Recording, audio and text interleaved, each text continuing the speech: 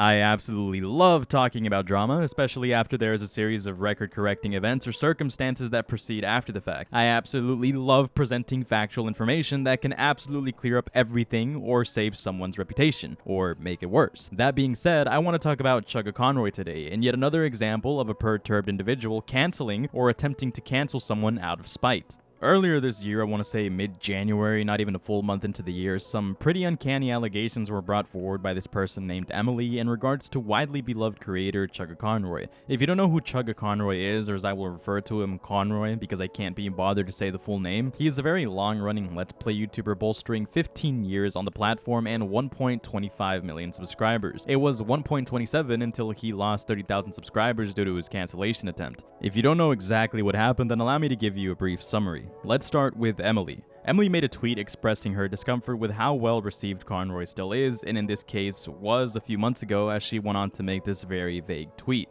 Scrolling through Reddit and seeing dozens of comments calling the popular YouTuber who sexually harassed you for several months last year a wholesome bean with only green flags, with a clear upside down face emoji expressing her contempt with this. Of course, it did not take long for her to update the story. Literally 6 hours later, she outright named Conroy in this, only to implicate that he was harassing her by saying he kept trying to make her initiate in fetish roleplay. See what I did there? Okay.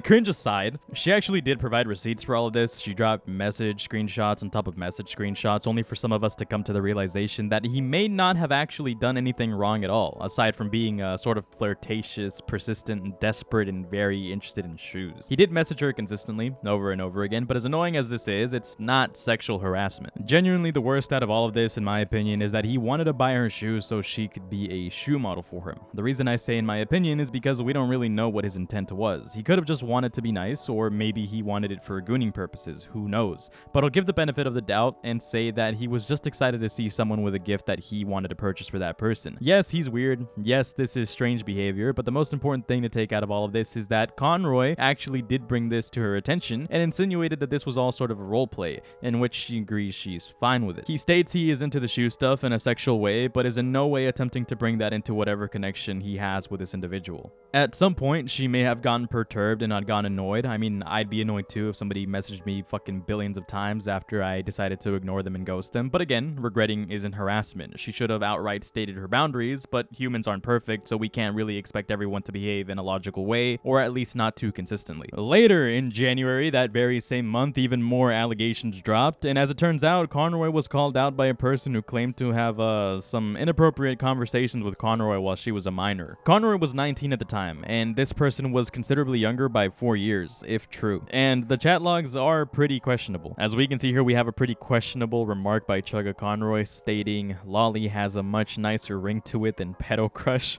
And then in some further logs, we have this conversation that takes place here. Insert various inappropriate stuff here. And then Chuggaaconroy says, "You sure love R-wording me. You sure love being R-worded, but that means it's willing, and willing rape is sex. So now it's pedophilia." Fucking...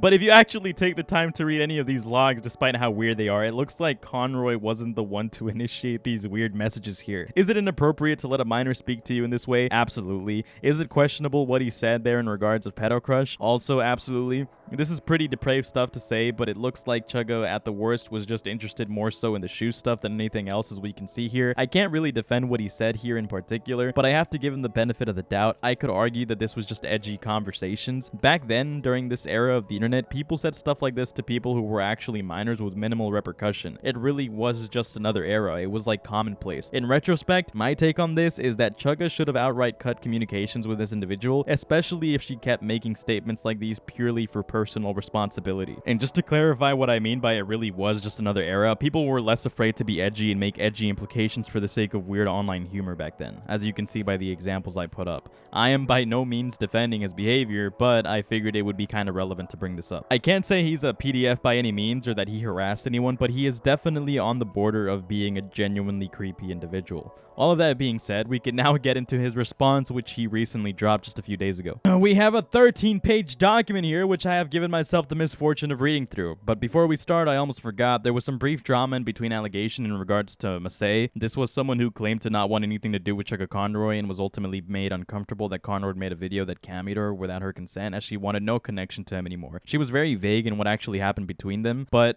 he actually addresses that whole situation right here. I will be summarizing, but go ahead and pause to read these to get the full context. As it turns out, Conroy, aka Emil, had been dating Masay for 10 years and was even engaged to her for a brief period in time. 3 years ago, that relationship had unfortunately ended due to unknown circumstances. The reason no one knew was because they deliberately kept it private. Conroy states that they did love each other and she meant the world to him. Losing her was the hardest thing Conroy has ever gone through and regrets how emotional he got as well as the way he handled the situation. He sympathizes with her constantly being asked about Conroy after the breakup and states that them not wanting to associate with each other was a mutual feeling. This I can understand. If you've ever been through a rocky breakup and get emotionally attached to an individual, you know that refraining from communicating with or being desperate for attention is something that is extremely hard to discipline yourself from. It explains why these people don't want to interact anymore, because in post-breakups, it's really easy to turn past feelings into spite over something that simply didn't work out. In retrospect, I can see Masay's call out towards Conroy as emotionally fueled and done out of spite over past bad blood. It's pretty messed up the longer you think about it, because it was incredibly unnecessary to bring out somebody's dirty laundry as a means to further dig them into this pile of allegations. And just straight up threw Conroy under the bus over personal matters. It's unsavory to say the least. There's a segment about Emily where Conroy addresses how he had apologized and the apology was taken well by immediate peers. He explains that this was the first time anyone had reacted so negatively to his whole foot jokes and that no one would make it public had he not done it again, which he hasn't. Conroy then explains that due to that negative reaction, he sought professional help and went to therapy every week. He further explains that he took Emily's concerns seriously and was crushed that despite his efforts, her grievances went public anyways and was then deemed irredeemable. Conroy corrects the record about asking multiple times for pictures and says that he only asked one time and didn't realize that asking for one picture of the shoes he bought her had made her uncomfortable. If by all accounts this is true, which seems to be the case based on his explanation and chat logs contextually, then it appears that he was honest in his intention to simply give someone shoes for their birthday. Going further into the document, Conroy actually provides more photos and screenshots that display Emily actually going along with Conroy's roleplay, if you want to call it that. So all this time, Emily was in fact reciprocating, which was a huge question about the whole sexual harassment thing. Conroy also mentions that he had discussed these conversations with his girlfriend and she didn't see anything wrong with it and simply dismissed it as being silly conversations between friends. Apparently, somewhere throughout this discourse, Conroy's girlfriend had her personal region that she resided in be put out in the air by Emily, which greatly upset Conroy's girlfriend. In this document, Conroy addresses the apology put out to Emily and states that he doesn't retract his apology and even says it wasn't a good way to act. Personally, I don't think Conroy should be punching himself like this if Emily was reciprocating, but I can still respect how amicable he's trying to be. Unfortunately for Conroy, in this document he does get a little bit personal where he talks about his autism and struggles with social cues. He explains this to add some insight as to why he was so persistent in messaging Emily so much after she had ghosted him, because he didn't understand her intent with that. He was just concerned for her safety. I think it's important to mention this part in full right here. I did everything she'd wanted me to do once she told me she didn't like it, and took it into my own hands to get mental help and learn more about my issues. It's perfectly fine to revoke consent or decide it's getting to be too much, but this wasn't told to me. I was told the opposite of that. This isn't a case of I only listened when I got caught. I did listen. So far, since the context adds up and since the message logs also add up, it appears that Conroy genuinely wasn't aware he was doing anything wrong. While some people may say ignorance doesn't absolve you of your wrongdoings, I genuinely don't think Conroy did anything wrong at this point. I genuinely think Emily just had a chip on her shoulder and wanted to burn this guy. It's evident she was reciprocating and at one point just decided to switch face 100%. You can't blame Conroy for that. She also should have communicated where the problem was instead of ignorantly leading everyone to believe he was some harasser or pest. I understand to a lot of us his behavior might be creepy in retrospect, because to most normal people, such as me or you or whoever's watching, we probably don't like foot stuff or shoe stuff for that matter, but it's clear that wasn't the case for the most part between these people. So for Emily to smear him the way she did really shows her duplicity. As for the lolly, and I mean that lolly as in Lawly, he explained it pretty much the same way I thought of it when I saw it. And while it is strange in retrospect, again repeating the same word, by the standards of the internet in that era, it really isn't that far-fetched for two individuals this far apart in age to be displaying humor like this with no negative intent behind it. The 2010s really was just like this. Anyone who was a teenager back then would understand this perfectly, which unfortunately most of the people who latch on to these claims and these allegations typically aren't teenagers or weren't teenagers back then, so they don't understand this level of humor the way we do. Let's put a pin in that statement actually. At the time of recording this, Lolly's response came out, so I may as well include that. I still stand by the fact that Chuggaaconroy is more than likely not a PDF by any means, but this 15-page document is going to be something else that will be relevant to include to be more concise. Help me. I'm so tired of reading these. I'm going to just begin with Lolly's response to Chuggaaconroy's response. In part 1 of her response, she calls out Chuggaaconroy for outright lying about his association with her and how he didn't actually have zero contact with her for a decade, and explains that Conroy exaggerated the length of time that they didn't have contact with each other. It's also explained that they've had each other added on Discord since March 2017, which is notably less than a decade of no contact, and elaborates that between 2010 and 2017, they had communicated on Skype for the time being. This isn't backed up, however, as she has no logs from Skype, but I feel like this can be supported by the screenshots she provides from when they added each other on Discord. Why Conroy would lie about this, who knows, which brings into question his credibility. This is something that is definitely pretty huge to lie about and makes me wonder what else he could possibly be lying about. But as of reading both of these documents, contextually and based on information provided by all sources, it appears that the main discrepancy is just that Conroy did in fact lie about his contact with Lolly, or lack thereof. There is one more thing here that is also a pretty big discrepancy, but I feel like that one has a bit more of a rational explanation, which we will get into shortly, so keep a tab on this real quick. In part 2 of this document, Lolly addresses Chugga's claim that they were friends again as adults and that she had an inappropriate crush on him that he shuts down. Let's clarify that the inappropriate crush that he kept shutting down is in reference to Lolly sending him a shirt when he was 18 and she was 14.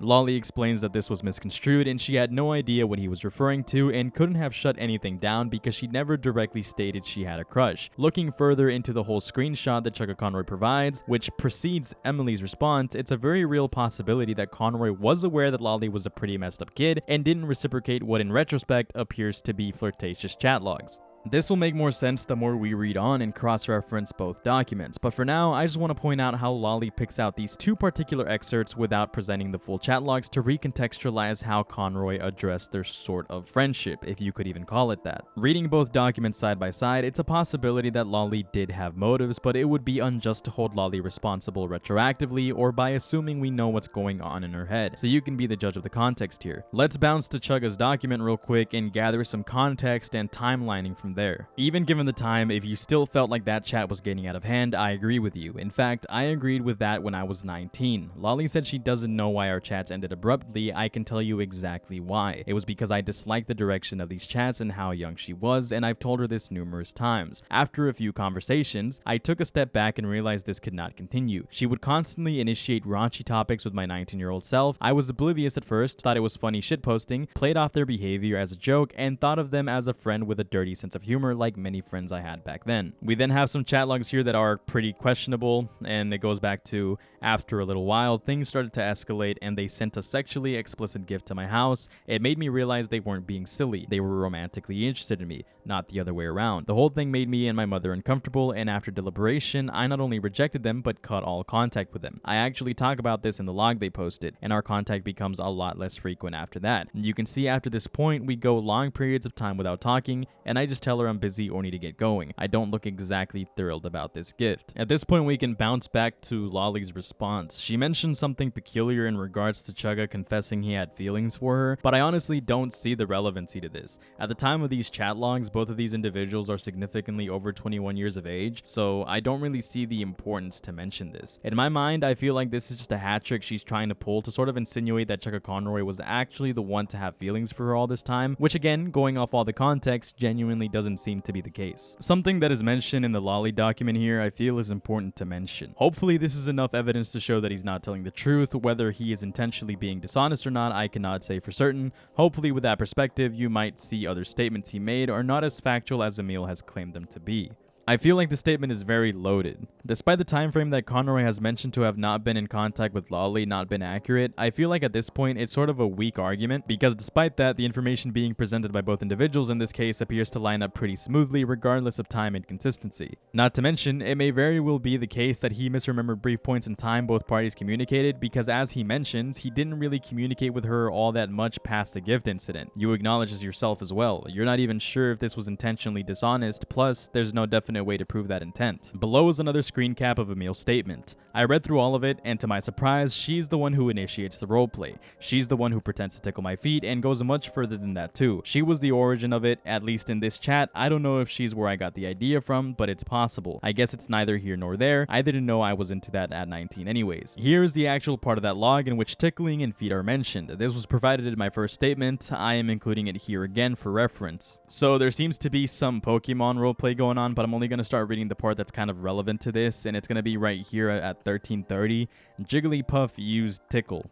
Of course, okay, I'm not gonna read that like that. Anyways, so you can see how they're talking about tickling right here, and he's like, don't tickle my feet, that's the worst spot. So he's basically caught dead to rights right here. He does bring up feet first, and she wasn't the one to continue even further as he claimed. Lolly did get his ass there, I'm not going to lie, but what's said in this document after is sort of unnecessary. It is very clear Emil who brings up his feet being tickled and his shoes. At the time, I thought nothing of it, but knowing what that topic means to him now and seeing him lead the chat to that in 2010 when I was 15 was concerning to me, and knowing how many other fans he had, I worry that there may have been others. I don't know what he felt or thought at the time, but I can say with the knowledge I have now, it makes me feel uncomfortable. I get it may be creepy in retrospect or daunting, but to imply that he was possibly being creepy with minors at the time is kind of a foul move to paint Conroy worse than what he is. By number 4, we actually find out what the gift in question was. I wanted to be specific about the gift I sent to Emil. It was a shirt and had an arrow pointing up saying the man,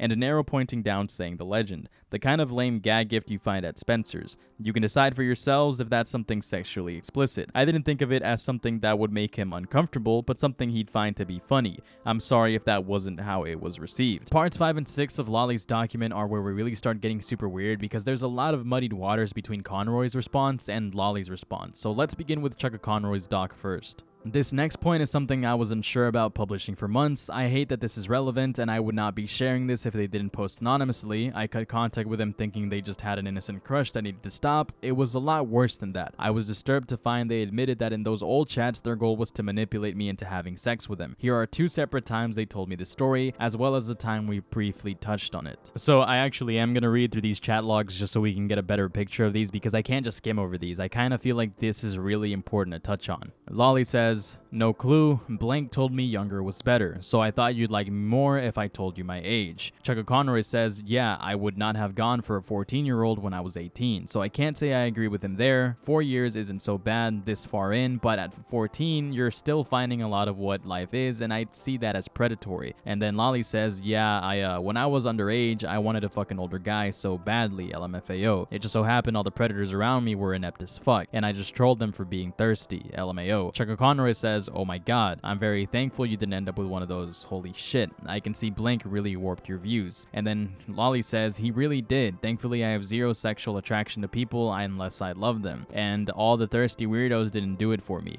and I was and am an asshole, so I literally just fucked with them. Chuggaaconroy then says, man, there I thought you had a harmless childhood crush on me. Didn't know you wanted to fuck me ASAP. And then she says, I am violently sexual. And then we go on to these other pictures where Chuggaaconroy says, but absolutely I would not have let you do that regardless of how well we got along. Lolly says, younger me would be disappointed, current me appreciates it. And then Lolly says, oh yeah, and I am as well. I guess it just seemed like an unrelated statement. I also remember you were like really off put by my age, but I was like, I don't see the problem, because Blank always talked about younger girls being better. So I was like, legitimately question mark, question mark, question mark. Chuggaaconroy then says, you told me that story. It's kind of messed up. Lolly says, it is honestly a miracle no one took advantage of me as a kid. Chuggaaconroy says, I'll say it is. You're very fortunate in that way. Lolly then says, like, I wanted an older dude really badly when I was a kid too. Like, I literally had a goal to have underage sex and was depressed when I turned 16. Chuggaaconroy then says, man, I'm so happy you never got hurt back then. So happy. And that's pretty much where the conversation wraps up, really. Before I give my take on all of that, I'm going to briefly talk about parts 5 and 6 on Lolly's document.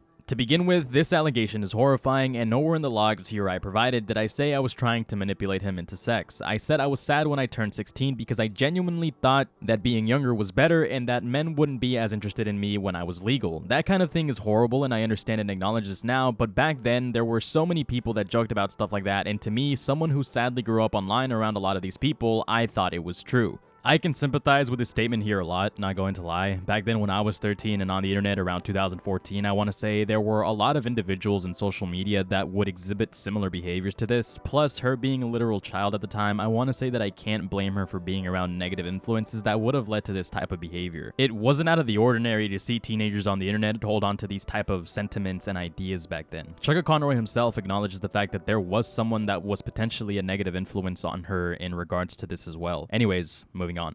But never did I try to manipulate him or anyone else into sex. This is perhaps the most disturbing comment made, not because of what happened, but as a general comment about the topic. It is very harmful. Many people might have the takeaway from that comment that underage people are just trying to manipulate adults into sex. The underage person is to blame, when it is the responsibility of the adult to not do anything sexual, not the other way around. She's absolutely right about that. I agree. It is the adult's responsibility to deter minors from seeking interactions with them. This is a fair response, more than fair actually. But in all fairness to Chuggaaconroy, in Conroy's mind, this is probably what he took away from that entire situation, that Lolly may have been interested in him. And based on the chat logs, that seems very plausible. So it's up to the benefit of the doubt in this case, or plausible deniability. Not to mention, Conroy did respond to this particular claim on Twitter a few hours after the fact. So now there's even more to cut into. Okay, I'm going to get a little bit of a warning. At this point, we're going to be referencing old stuff that I just covered and also reading Chuggaaconroy's tweets, so let's begin.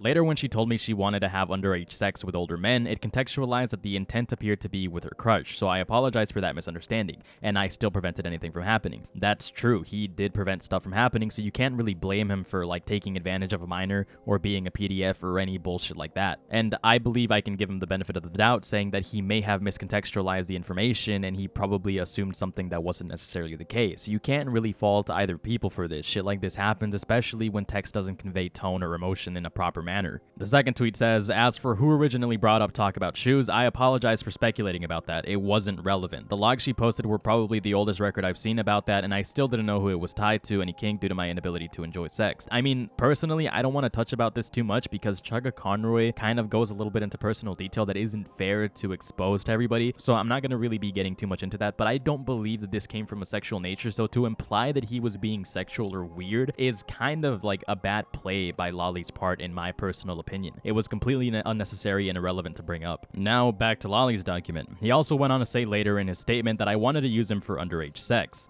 This again is not true. I did not even admit to having a crush on him at the time, let alone pursue him for anything sexual. It's a very harmful statement generally speaking, as people might have the takeaway that a minor wanted to use an adult for underage sex. Once again, it is the responsibility of the adult to not do anything sexual, not the other way around. It would have made a world of a difference to me if an adult had explained to me what I was doing and saying was wrong and why. My views were warped, and I wasn't until years later that I did finally figure it out for myself. I also did not frame my first statement as if Emil was preying on me. I did not frame it at all. I provided all of the logs that I had from 2010. I mean, at this point, we can chalk it up to miscommunication and give faith and say that Conroy didn't come from malicious intent, but to say you didn't frame anything is kind of disingenuous. You definitely insinuate or allude to the fact that he may be a weirdo and may have been talking to other fans about shoes or feet, but don't outright claim it. You fence it on this idea for the probability that others may come to this conclusion, which they did. And now we move on to the final part of Lolly's document, part number 6. Once again, everything I posted here has been screen shared and scrolled through with Worcester to verify the validity. I also want to point out that nothing in my original statement has been questioned, even by Emil himself. In my original statement, I said that he said things to me while I was underage are not okay, which he agreed with. The only things people have questioned are things I never said, words that were put into my mouth by others. For example, nowhere in my first statement did I say I didn't know why our chats ended abruptly. The final part of my statement said the following: Lolly falls out of the tree and takes the... Okay, I'm not gonna read that. What ended there was the logs that I had saved, not our conversation. And more importantly, I never said anything about not knowing why our chats ended abruptly. The conversations continue over on Skype and then Discord, as I previously mentioned above.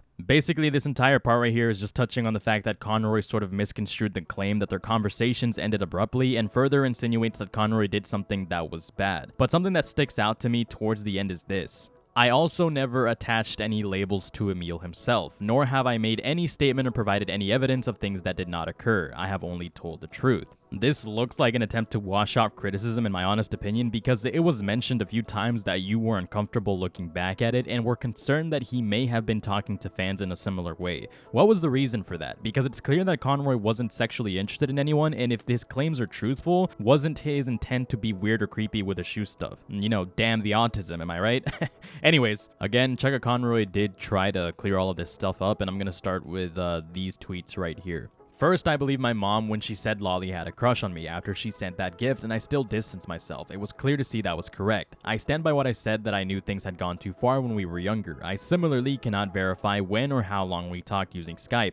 I know we didn't talk for a long time, whether it was zero contact or minimal. I'm not trying to obfuscate, my intent was the same. I said my goal was to slowly fade out in the screenshots I posted and not let anything develop on either side. Regardless, I distanced myself for years and thought she deserved a second chance much later. I was just mistaken that the adding as a friend happened at a con. I did add her 7 years later and not 10. We briefly chatted a few times, but it's months or years between until we actually reconnected in 2021 and became good friends again. I mean, this is fair. Looking at all the logs, it's a definite possibility that they may have gone 6 to 7 years without communicating. I mean, neither of them can verify whatever happened after 2010 on that website. And also, they talked again now and then after 2017 and then only fully reconnected once in 2021. Sure, the information was a little obscure here, but that doesn't seem to be much of anything wrong beyond that. I want to accept his explanation and once again give him the benefit of the doubt here. And that's pretty much everything from the beginning to the allegations to the responses to the response for the responses and the response to the response of the response. Anyways, I'm going to get to my main takeaway to all of this. If you're uninterested in my take, you can just leave now, I guess. In my honest opinion, I don't think Chuggaaconroy really did anything wrong. Sure, the foot stuff is weird, but within their conversations, within the time these people were friends, to them it was just stupid role-playing. As seen, it was never outright disclosed to him that Emily ever had a problem with him until she started ghosting him. As for Lolly finding it weird, even she states that she didn't find it uncomfortable until just recently, when she looked back at it with all the recent connotations. So, for the foot stuff, it's just something that was used by these individuals to paint him negatively, because they knew that the general consensus would be that it's weird and implied that it was inherently sexual, which isn't provable by any means. You can't just do this retroactively to someone because you're regretting your association with them or because you're feeling spiteful. We can all agree that regret or spite isn't harassment. While Chuggaaconroy does apologize and quote-unquote acknowledge that he did some things wrong, I personally think that he just feels incredibly guilty for just being autistic and not understanding social limitations, which I can't personally fault him for. If he wants to assume this burden, that's fine, but I hate how people are using it as a crux to determine that he did something terrible when he didn't. As for the jokes such as the rape talk, the lolly, and pedo crush bullshit, that's very obviously just jokes and references that were lost to time, which is provable simply by taking a glimpse back on the internet, and these jokes were extremely common. Sure, they are distasteful by today's era, but this in no way means that he was pedophilic or a detriment to minors. Some people on Twitter also found issues with the fact that Conroy admitted the fact that he was romantically or sexually interested in Lolly, but the thing is that when he came to admit this, it was already 2021, and both of these individuals are easily older than 25, and it appears there was some reciprocation based on chat logs. Or at least there wasn't anything that shows Lolly to find this detrimental to her well-being. I don't really see a problem here. These are two adults past their mid-20s. I find it irrelevant to even mention. I feel like this was used to imply that Chuggaaconroy had always been interested in Lolly, but there's just no way to prove this, and it appears like he wasn't interested pre-2020s either. There's some morons on Twitter making a big deal about this, but it's just super irrelevant as all he did was just express his emotions. Honestly, it's kind of foul to use this against him. As for the Massey stuff, that should have remained private and between Conroy and her, but I will say there was no reason for Massey to come out and attempt to allude that Conroy was some super evil individual that kept constantly harassing them. He simply wasn't and didn't. Bad breakups happen. There was zero reason to make it seem as if this was some terrible individual. I understand that maybe he was probably clingy or annoying post-breakup, but what else can an autistic individual do? It's not like they're socially inept or anything. Bad joke aside, fuck, terrible joke even, the main discrepancy that I want to touch, which I alluded to earlier, was how Chuggaaconroy was kind of blaming Lolly unjustly. You can't really say that a minor at the time was crushing on you and they were like the one trying to come on to you. In situations like these, you can't really blame the minor. As an adult, the burden falls on you to be responsible to remove yourself from the situation or reprimand the individual. But in all fairness, if the timeline of events is anything to go by, and going off your document, you did remove yourself from this individual and didn't reciprocate their behavior. This is provable. So all in all, Chuggaaconroy didn't really do anything wrong. Was he creepy? Yes. Was he annoying? Yes. Was he pushy and persistent? Also yes. But did he harass anyone? No. Did he groom anyone? No. Was he overtly sexual with anyone? Also no. That being said, Chuggaaconroy is innocent. At least he is until maybe even more documents get dropped that prove otherwise. Until then, this is an accurate depiction of how I personally feel about this entire situation. And if I got anything wrong, because there was so much to fucking read, holy fuck, there was way too much to read. If I got anything wrong, feel free to correct the record. That's all I got. Later.